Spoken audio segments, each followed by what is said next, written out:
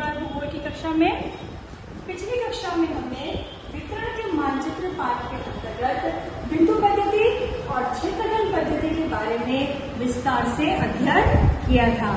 आज हम पढ़ने वाले हैं समघन पद्धति के बारे में कि इस पद्धति द्वारा हम मानचित्र कैसे तैयार करते हैं। बच्चों, चाहे वो बिंदु पद्धति हो, चाहे वो क्षेत्रफल पद्धति हो, चाहे वो समघन पद्धति हो, मैं एक चीज बार बार आपको बोल रही हूँ कि इनमें से किसी भी पद्धति से हमें मानचित्र तैयार करना हो, इसके लिए हमारे पास सांख्यिकी जानकारी होनी आवश्यक है।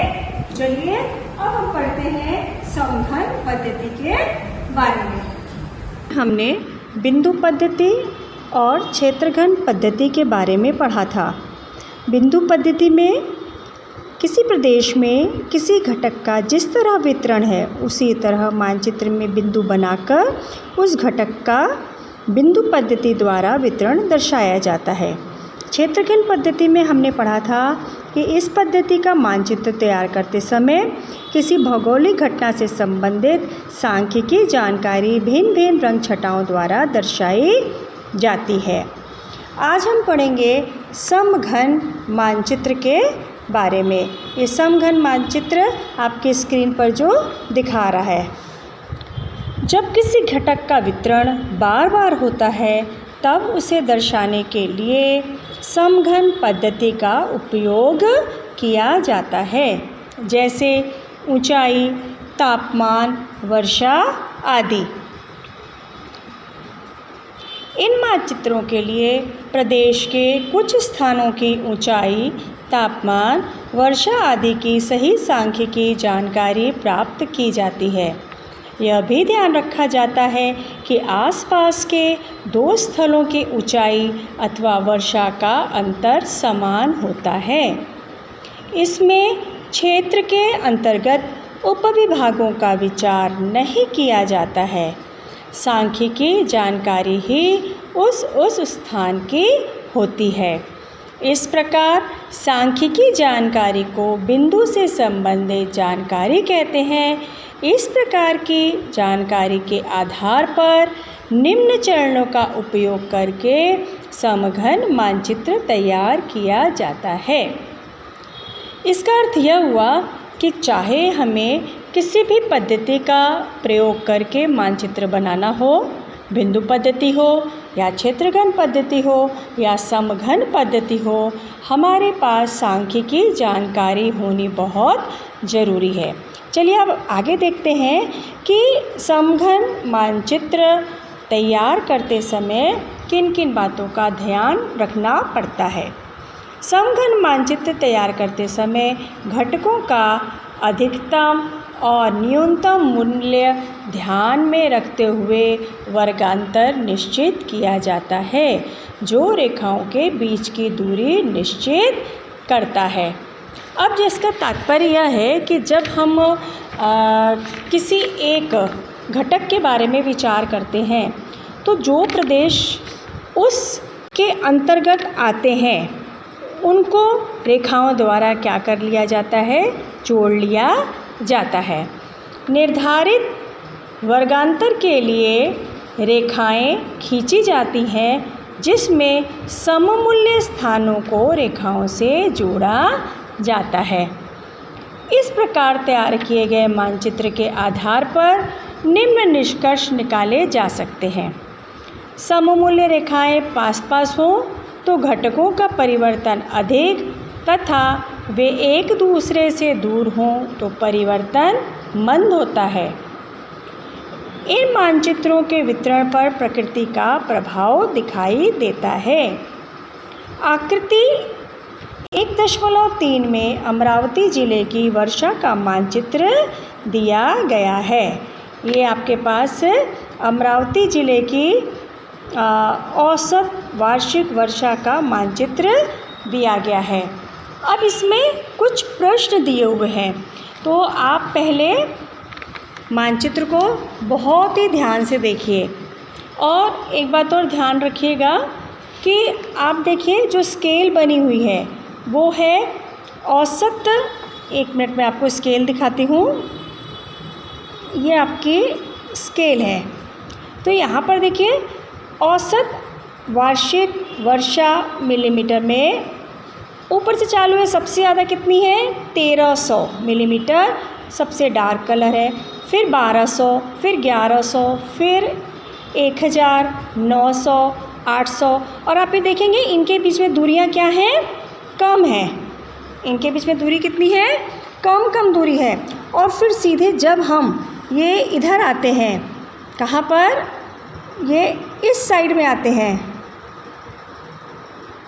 तो ये देखिए ये एक दूसरे से क्या होते जा रहे हैं, बहुत दूर हैं। मतलब कि इसका क्या तात्पर्य है कि जब सममूल्य रेखाएं एक दूसरे से दूर हों तो परिवर्तन जो है वो क्या होता है, मंद होता है।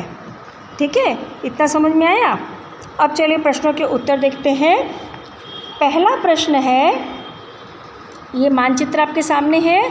पहला प्रश्न है, जिले की किस दिशा में वर्षा की मात्रा अधिक है। जिले की किस दिशा में वर्षा की मात्रा अधिक है। अब ये देखिए आपके पास ये यहाँ पर दिशा दिखाई जा रही है।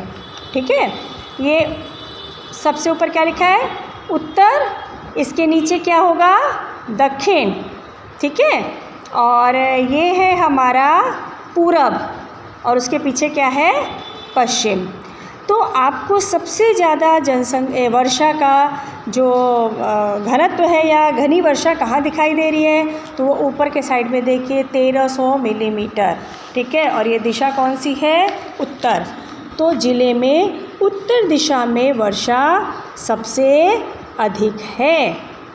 ठीक है, अब दूसरा प्रश्न है, वर्षा की मात्रा किस दिशा में कम होती जा रही है। अब ये देखिए, ये हमारी, एक मिनट आपको मैं बताती हूँ। ये ऊपर देखिए 1300, फिर 1200, फिर 1100, 1000, 900, 800, धीरे धीरे कम होती जा रही है। ये दिशा कौन सी है, ऊपर उत्तर था तो उसके नीचे क्या है, दक्षिण। तो वर्षा की मात्रा दक्षिण दिशा में कम होती जा रही है।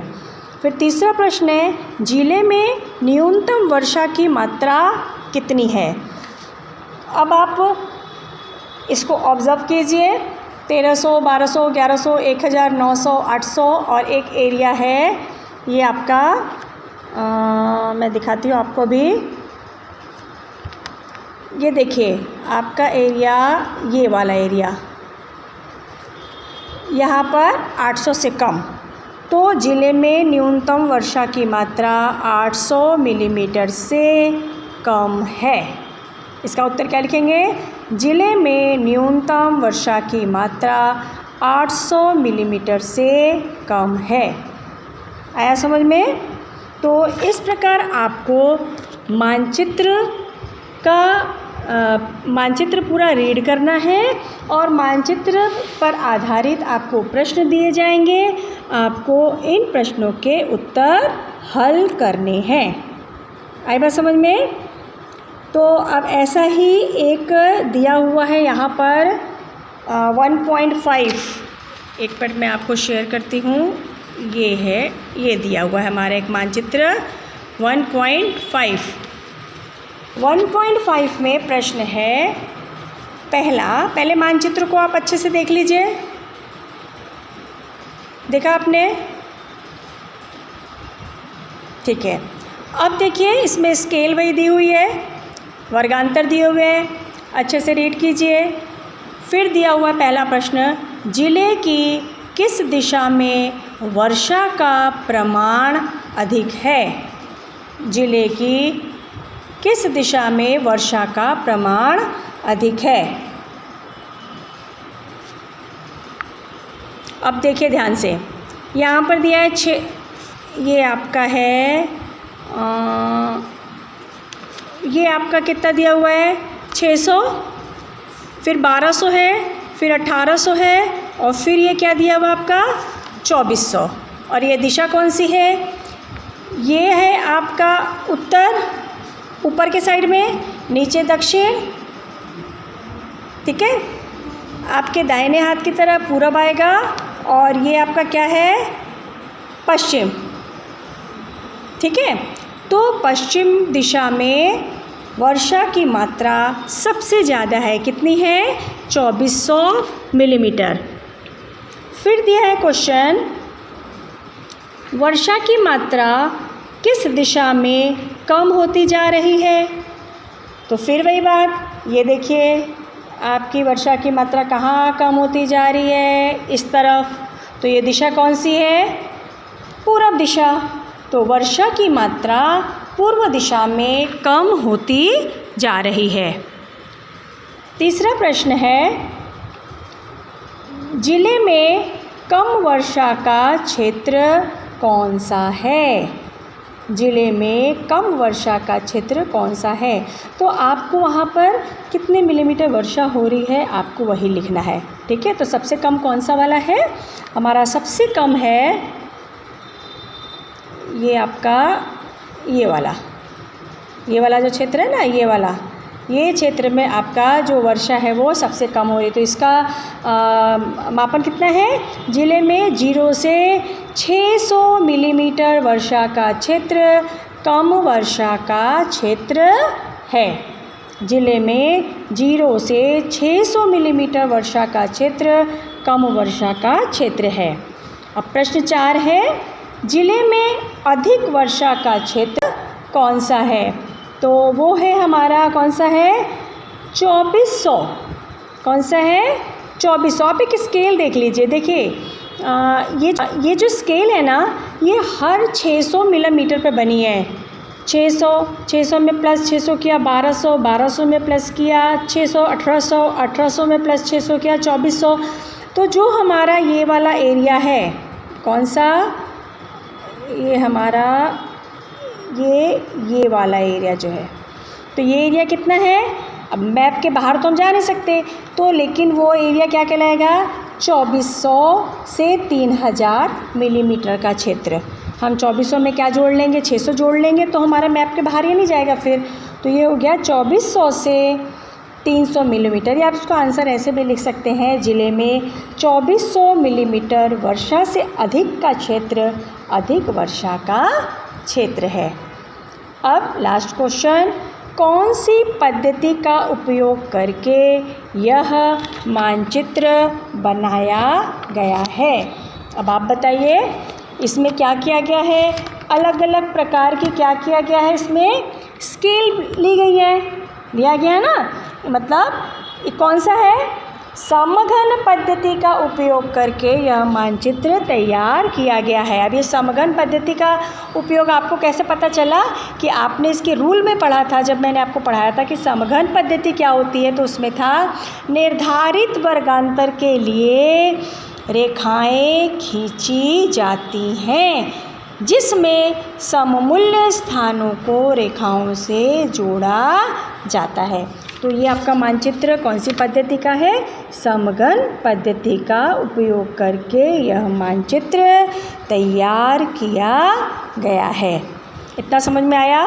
फिर इसके बाद है आपका एक और मैप दिया हुआ है, मैप है 1.4, ठीक है। अब 1.4 में अगर आप अच्छे से देखें मैप को, तो सबसे पहले बताइए ये मैप में कौन सी पद्धति का उपयोग किया गया है, कुछ याद आ रहा है। हाँ, ये है क्षेत्र घन पद्धति। और कौन सी वाली है, ये रंग छटा वाली नहीं है, ये कृष्ण धवल आकृति बंद पद्धति का उपयोग करके यह बनाया गया है। ये आपका सबसे आखिरी वाला प्रश्न है, कौन सी पद्धति का उपयोग करके यह मानचित्र तैयार किया गया है।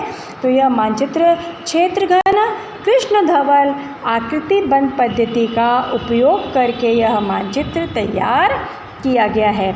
अब इसका पहला प्रश्न देख लेते हैं, किस दिशा में जनसंख्या का घनत्व कम है। अब देखिए जनसंख्या घनत्व, सबसे पहले तो आप नीचे वो देख लीजिए, स्केल देख लीजिए, जो एकदम छोटे छोटे डॉट डॉट है 200 से कम, उसके ऊपर तिरछी लाइनें हैं, वो है 201 से 400, फिर है 400 से अधिक।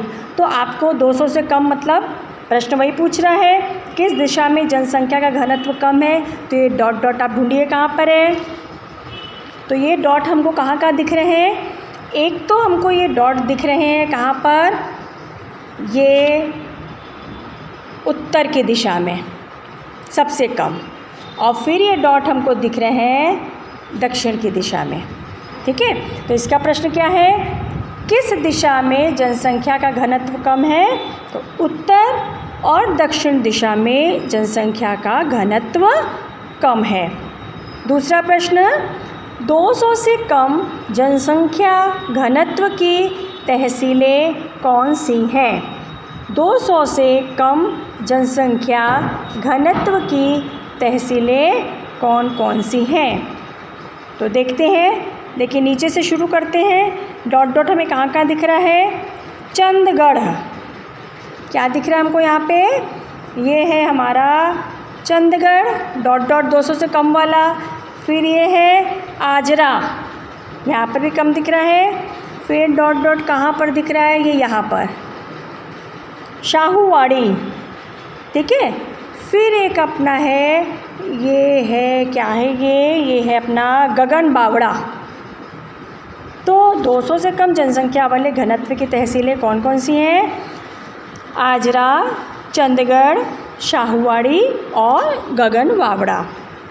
तीसरा प्रश्न है, 201 से 400 जनसंख्या घनत्व की तहसीलों के नाम लिखिए। बहुत सरल है, मैप रीड करना। ये आपके स्केल में क्या दी हुई है, जो तिरछी लाइनें दी हुई हैं। अब तिरछी लाइनों वाले कौन कौन से हैं, देखिए एक है अपनी ये कौन सी जगह का नाम क्या है, तहसील का नाम राधा नगरी। क्या नाम है, राधा नगरी। और दूसरा कौन सा है, एक मिनट मैं आपको बताती हूँ, एक मिनट, इसको मुझे पहले वो कर लेने दीजिए, जूम कर लेने दीजिए, तो फिर आपको दिखेगा।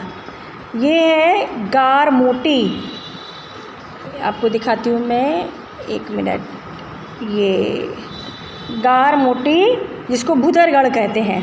तो तहसील कौन सी करनी है आपको, आंसर क्या लिखना है, राधा नगरी और भुदरगढ़। ये देखिए स्लैंटिंग लाइन दिख रही है, स्लैंटिंग लाइन वाला हमारे नीचे स्केल में दिया हुआ है, राधा नगरी और भुदरगढ़।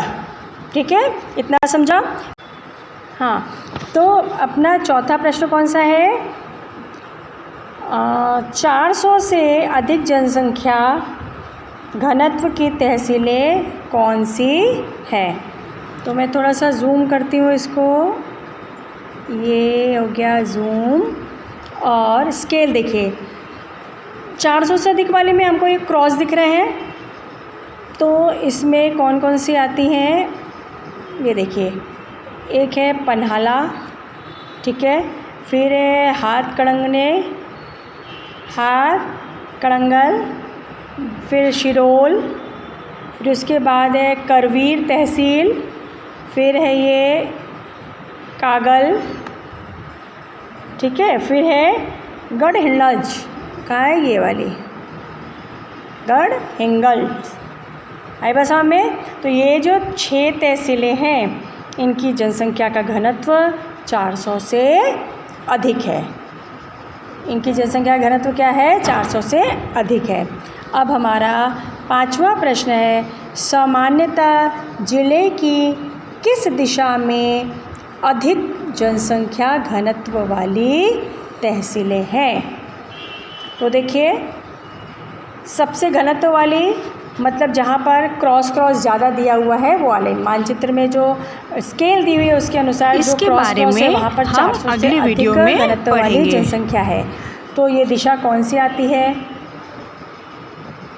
ये दिशा है हमारी, एक तो ये पूर्व दिशा और ये है उत्तर पूर्व। ये पूरा जो एरिया है कौन सा वाला, ये हमारा ये वाला एरिया, इसको बोलते हैं हम उत्तर पूर्वी एरिया। यहाँ पर सबसे ज़्यादा जनसंख्या का घनत्व दिखाई दे रहा है। हमारे सारे मानचित्र तैयार हो गए हैं, ठीक है। अब हमारा एक ही टॉपिक बचा है और वो है भौगोलिक क्षेत्र भेंट।